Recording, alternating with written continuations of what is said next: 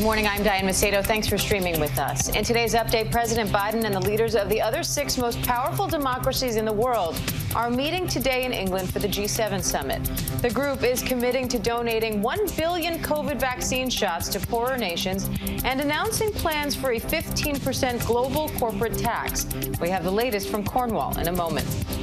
And ABC News has confirmed a New York Times report that the Trump Justice Department secretly seized communications data from 2 House Democrats in a hunt for leaks. The DOJ secretly subpoenaed Apple for that data on Congressman Adam Schiff and Eric Swalwell, both vocal critics of President Trump. Apple turned over metadata, but no emails or photos. The Justice Department also secured a gag order on Apple, meaning the congressman didn't know about any of this until recently. Now they're calling for an investigation by the Inspector General. And 2 people have now tested positive for COVID-19 on a celebrity cruise ship that required vaccinations. The Celebrity Millennium was the first ship to set sail from North America since 2020, and it's still at sea. Celebrity says all close contacts to those passengers have tested negative, and all crew members were also vaccinated. Doctors tell us breakthrough cases are rare, but they do happen. Meanwhile, the nation's still chipping away at the president's goal of having at least 70% of adults vaccinated by July 4th. 13 states have already crossed that threshold, and at least 64% of adults have received at least 1 shot so far.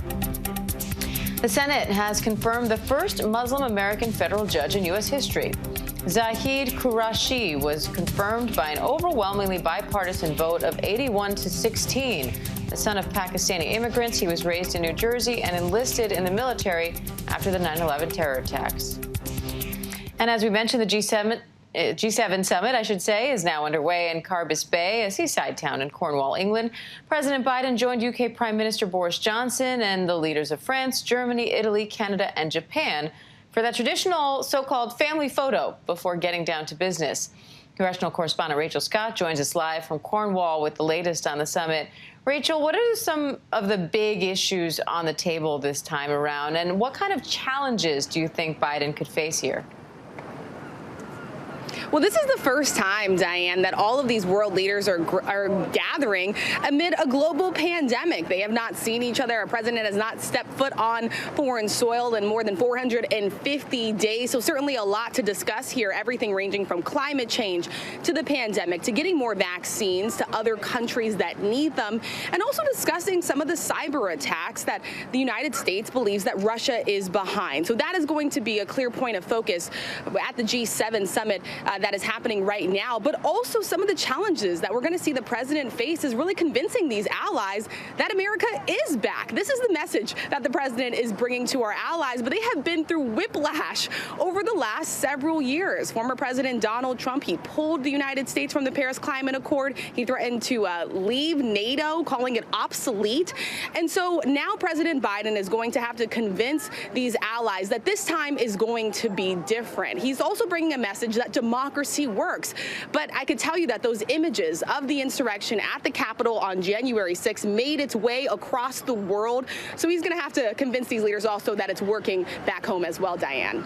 And Rachel, the leaders have agreed to this 15% global tax on corporations. How will that work? And what are they trying to accomplish with that? This is something that the president and the White House have been pushing for, so they are pretty pleased by this that this is actually pushing through here. This is something that they've been pushing for as they're trying to pay for their larger domestic agenda back home. So this is going to make it so that companies pay the same tax rate regardless of where their headquarters are. So this will prevent companies from paying a little bit less if they decide to have their headquarters in a different part of the world, something that is important, the United States says.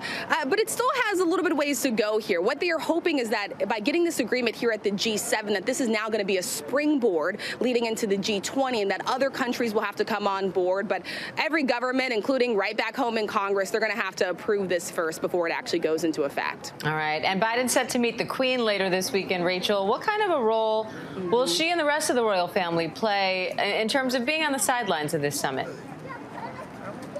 Yeah, well, Biden will become the 13th president to meet with the Queen, all the way back to 1951, when actually the Queen was actually a princess. She traveled to the White House and met Truman at the time and said that the world looks to the United States for hope and for democracy. And regardless of politics, we talked about the whiplash that many of our allies have experienced over the last several years, over the last several decades, rather. The Queen has been sort of a stable figure. She has met with all of our leaders of our country. And so once again, we're going to see this happen today. They're going to be holding a reception, the Queen inviting some of these world leaders over, and they'll be meeting face to face. Meeting 13 U.S. presidents face to face. Pretty incredible. And Rachel, all of these events lead up to Biden's summit with Vladimir Putin next week. How do you think these meetings that he's having now could influence how he handles that meeting next week? Yeah, well, the White House has said that they believe that the President Biden's going to be heading into this meeting with President Putin with the wind at his back. And that's another core focus of the G7 summit, is making sure that all of the allies are communicating with one voice against Russia. This is going to be a very blunt meeting. It's definitely a high stakes meeting. I think the expectations, though, are rather low. They want to go into this with discussion and defense. And President Biden has made it clear that he wants a stable but predictable relationship with Russia and with President Putin, but it's unclear just what that looks like when, as we know, Russia has been very unpredictable, especially this year. All right, Diane? Rachel Scott, thank you so much, Rachel. And you can watch our full coverage of the Biden-Putin summit next Wednesday, June 16th, right here on ABC News Live. The fiance of Vanessa Gillens is speaking on national television for the first time since her murder. The 20-year-old Army soldier was killed on a military base after telling her family she'd been sexually harassed by a supervisor. John Quinones has more on her family's search for justice. We want answers. We want justice. Juan Cruz has spent the last year looking for answers after the brutal murder of his fiancée, Army Specialist Vanessa Gillens. Gillens was stationed at Fort Hood in Killeen, Texas, when she disappeared in April 2020, just 20 years old.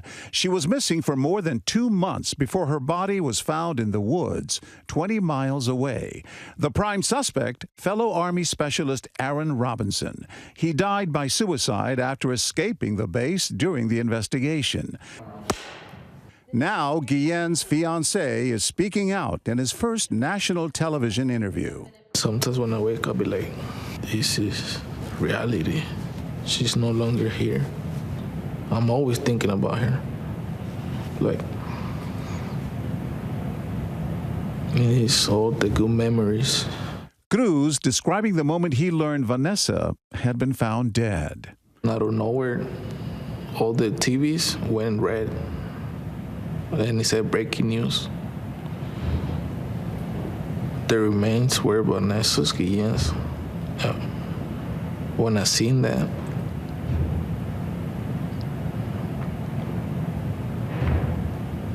I just started crying. At the time of Gillens' disappearance, her family claimed the Army wasn't taking it seriously, leading to protests. An investigation into the handling of the Gillens case resulted in the suspension or firing of 21 soldiers. The investigation finding that Gillens was sexually harassed by a supervisor, but that leadership in her unit failed to take action or investigate the allegations. Investigators also saying they did not find any connection between the harassment and her murder, and that poor communication was to blame for allowing the suspect to escape custody. Despite the Army accepting responsibility for many missteps, Cruz says he still wants justice for his beloved. It felt though since the beginning. How can something like that happen on a military base? They taking care of us, protecting us, but who's protecting them? We will hear much more from Vanessa Gillens' fiancé tonight on 2020, and ABC's John Quinones will be hosting that episode, and John is here live with me now for more on this. John, thanks so much for being here. I know you've been covering Vanessa Gillens' story for over a year now. So tell me, what will we learn about her and her case tonight that we haven't already heard? Well, for the first time, in addition to hearing from her fiance and her family, we're going to hear from two of her good friends, fellow soldiers, who until now had not said very much. And we will hear what they say Vanessa told them, and that is that she was being sexually harassed by one of her superiors while at Fort Hood. You will also hear new details about her killer, the specialist Aaron Robinson. Why wasn't he ever arrested, and how did he manage to escape from this militarized base and get a gun and then die by suicide? And I'll have some tough questions for the Army itself. We sit down with a Major General who helped lead the new investigation into the Vanessa Gillens case. How does he explain all the mistakes and the blunders that the Gillens family says led to this botched investigation? And John, the Army just finished an investigation into Gillens' case. What were some of their big findings? They did find that she was indeed sexually harassed by one of her superiors, although they will not say who that person is. But sadly, and perhaps most importantly, they haven't found a motive. They haven't determined why Vanessa was killed. Now, a civilian panel was created to look at the command culture at Fort Hood, and they're the ones with the results of this probe. They've discovered that a good number of blunders and mistakes were committed by investigators early on in the investigation. In response, that review board has come up with 70 recommendations, and half of those have already been put in place. Among the most important, a new policy for missing soldiers so that they're not automatically listed as AWOL. The Army will also strengthen its program for reporting sexual assault and sexual harassment. And from now on, a civilian appointee will be in charge of the Army's CID. That Criminal Investigative Command will no longer be overseen by the military. It's a big development. I know Gillens' family has been very critical of the Army's handling of the case. How are they reacting to this new investigation and some of the changes you just said? You know, Diane, the family's still very much beside themselves. They want to know why their daughter was killed and who it was that was indeed sexually harassing them. As I said, the military won't tell us. They say, the family says, the command investigative report has revealed what they already knew more than a year ago. And they're especially upset because the Army had promised them that a high-ranking officer would visit their home and personally explain the findings of their investigation in Spanish to Vanessa's mother, who doesn't speak English. Instead, the results were sent to them by email, and it was revealed to the rest of us, to the media, in a phone conference call. The family expected much more from the Army. And John, I know you spent a lot of time with her family at this point. The prime suspect in her murder is dead here. So what do you think justice looks like now for Vanessa's loved ones? You know, even if you don't speak Spanish, Diane, when you see tonight's report, you will feel the palpable pain and the void that this family has been left with. The fiance, Juan Cruz, his dreams of marriage, children, a future with his beloved Vanessa are gone. And there's a sense that this family, like you said, will never see real justice because although one woman, Cecily Aguilar, stands accused of helping bury Vanessa's body and she will stand trial soon, the fact is the killer, specialist Aaron Robinson, died by suicide. So the family, will very likely never find out exactly what happened to their daughter or why. All right, John Quinones, great to have you, John. Thank you. Thank you, Diane. And you can watch the full 2020 special, What Happened to Vanessa, tonight at 9 p.m. Eastern on ABC. And a recent high school graduate got a surprise scholarship at her graduation ceremony, but it's what she did with that money that's making headlines. Feel Good Friday is after the break. Stay with us.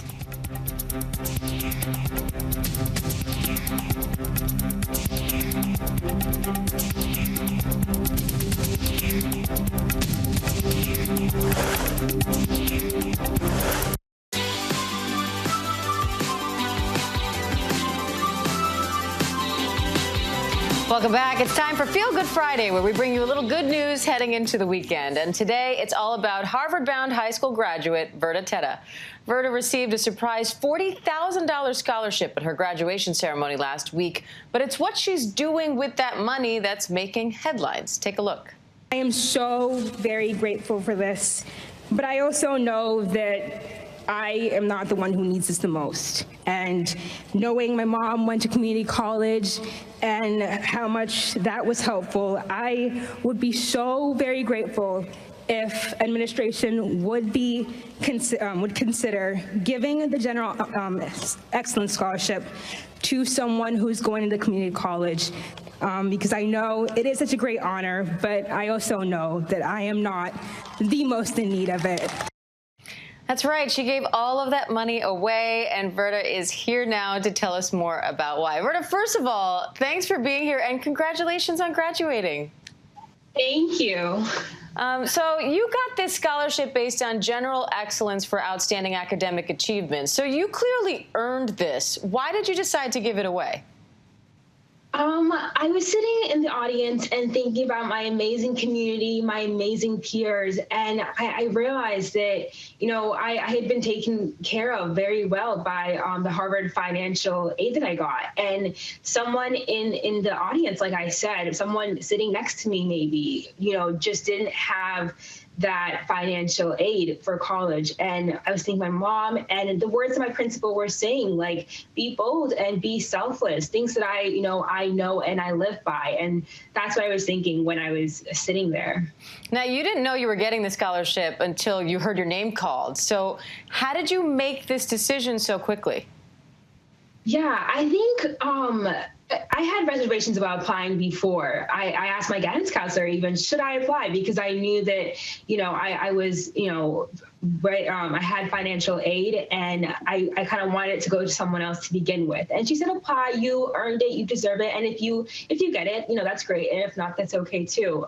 So to begin with, I didn't know if I should apply, but I did. And after I got it and I was sitting down and my assistant principal was speaking, I was thinking about my mom and her journey through community college and having to pay for it. And I just knew that was a struggle, one that made us all stronger, but of course a struggle nonetheless. And I just knew that it would be so beneficial to someone else, and that's really what made me make that decision. So what was your mom's reaction when first she heard your name called and then she saw your response? Yeah, I think that she was really proud of me both times. She was so excited. She didn't know, just like I didn't know. She was so excited when she found out that I got the scholarship, but then she was also really proud of me and really glad that I did the right thing when I went up and I gave the scholarship away. And I think that you know, that being proud of me, that still stands till today. So tell me, what are you most looking forward to about Harvard this fall? There's a lot of things I'm looking forward to. The academics, you know, internships, research, just life in Boston.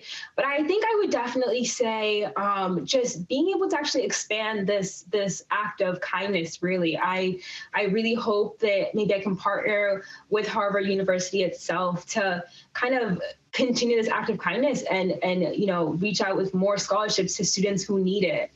All right. Well, you're setting a great example today. Verda Teta, we appreciate having you. Thank you. And again, congratulations.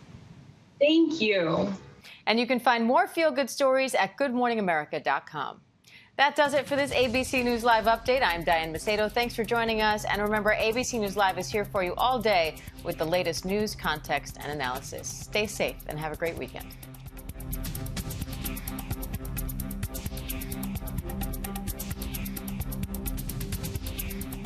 This here is part of the Stonewall Bar, because there were three of them, one in each corner and one in the center. And as you can tell the prices, champagne $1.25.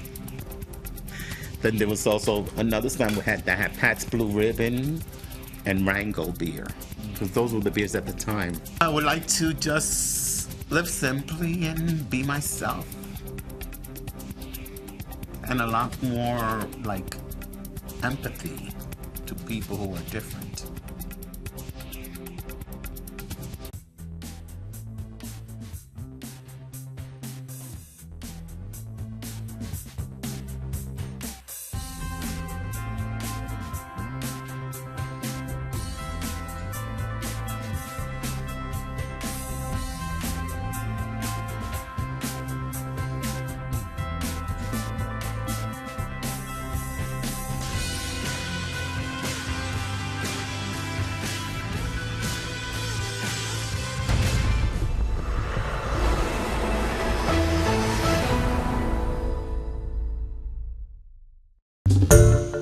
Hi, everyone. George Stephanopoulos here. Thanks for checking out the ABC News YouTube channel. If you'd like to get more videos, show highlights, and watch live event coverage, click on the right over here to subscribe to our channel. And don't forget to download the ABC News app for breaking news alerts. Thanks for watching.